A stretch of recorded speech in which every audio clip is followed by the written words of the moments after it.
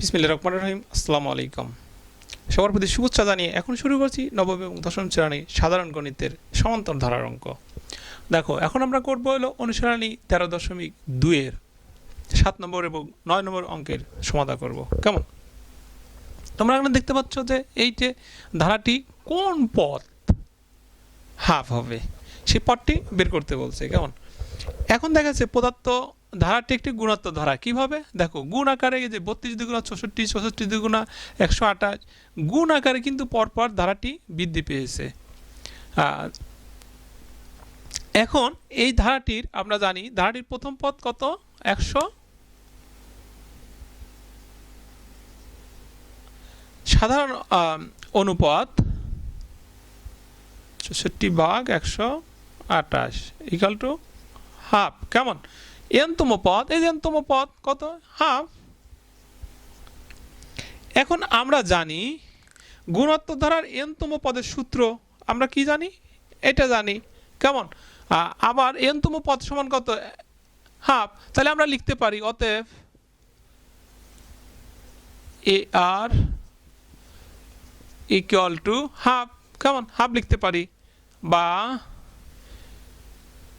মান কত? প্রথম পদ 128 আর এর মান half minus 1 equal to half. কেমন? বা আমরা 128কে এই ডান পাশে নিয়ে যাই,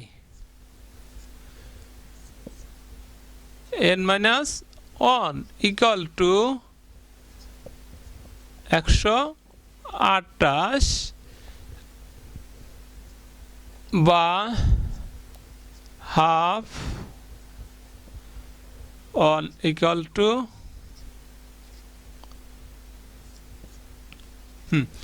আমরা যদি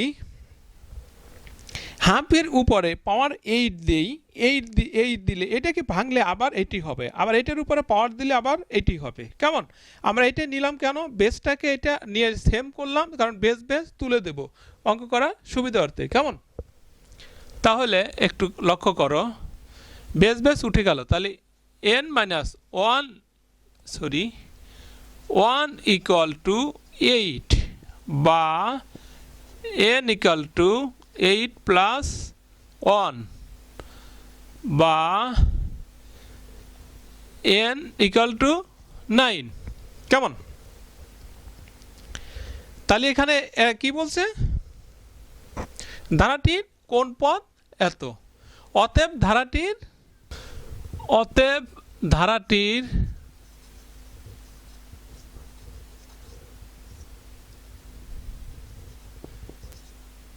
9তম পদের মান হাফ। কোন পদ? আনসার 9তম পদ। কেমন? এইবার আমরা ডান পাশে আসি। যেমন এই একটা ধারাটির কোন পদ এত। একই রকম অঙ্ক, কিন্তু সেম অঙ্ক একইভাবে করলে আমরা শেষ করতে পারি। এই পদটি পদার্থ ধারাটি একটি কিন্তু গুণাত্মক ধারা। দেখো, গুণ আকারে কিন্তু বৃদ্ধি পেয়েছে। এখানে প্রতিটাই গুণ আকারে, এখানে গুণ আকারে বৃদ্ধি পেয়েছে আগেরটার মতো। এখন পদার্থ ধারাটি গুণাত্মক ধারা, প্রথম পদ ধারাটির এই যে যেটা, তারপরে সাধারণ অনুপাত, সাধারণ অনুপাতটা আমরা বের করি -1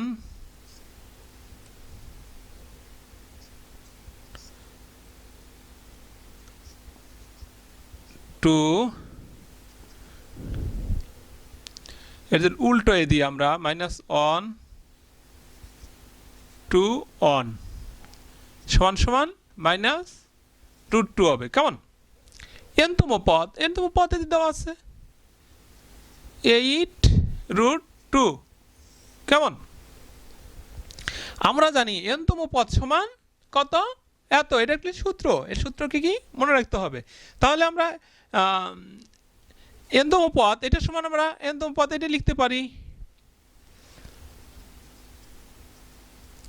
এ আর n-1 equal to 8 2 এখন এর মান 1/√2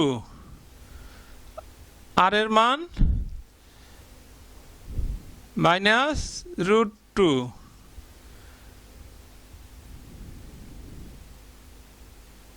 উপরে কত আছে n-1 ইকুয়াল টু √2 বা √2 n-1 8 √2 আমরা কি করলাম এই 1/√2 কে ডান পাশে নিয়ে আসলাম উল্টে গিয়ে এরকম হবে কেমন আমরা অ্যাকচুয়ালি আরেক লাইন করতে পারতাম একটু শর্টে করলাম দেখো -√2 1 ইকুয়াল টু এটাকে √2 আর √2 গুণ করলে কি হয় 2 হয় তাহলে 8 দুগুণা 16 হলো কেমন এইবার যদি আমরা এই পাশে কি আছে বেসটা -√2 আছে আমরা যদি এই পাশেও √2 করে দেই নিয়ে আসি করে √2 করে যদি সেম করে বেস তুলে দেই তাহলে কিন্তু অঙ্ক হয়ে যায় কেমন তাহলে দেখো এখানে √2 n-1 আমরা এখানেও -√2 8 পাওয়ার 8 দিলে মিলে যায় এখন তোমরা দেখতে পারো কিভাবে হলো দেখো এখানে দিলে আমরা দেখো -√2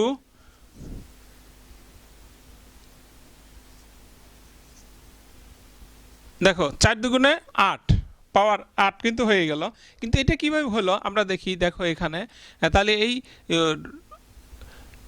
উপরে পাওয়ার আছে তাহলে মাইনাস মাইনাস প্লাস হয়ে যাবে আর রুটের উপরে যদি পাওয়ার থাকে তাহলে 2 হয় 2 তাহলে উপরে 4 তাহলে 4 এটাকে 2 কে 4 বার গুণ করলে কত হয় 4 16 হবে কেমন তাহলে আশা করি বুঝতে পেরেছো এটা কিভাবে হয়েছে এখন দেখো তোমরা এখানে √2 -√2 উঠে গেল তাহলে কি হলো n-1 ইকুয়াল টু 8 বা n ইকুয়াল টু 8 প্লাস 1 অতএব n ইকুয়াল টু 9 অতএব ধারাটির 9তম পদ কত এত কেমন 8√2 আমরা সরাসরি আনসার লিখে দিই আনসার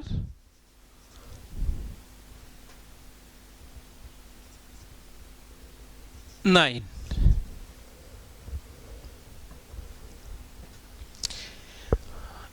আশা করি তোমরা বুঝতে পেরেছো খোদা হাফেজ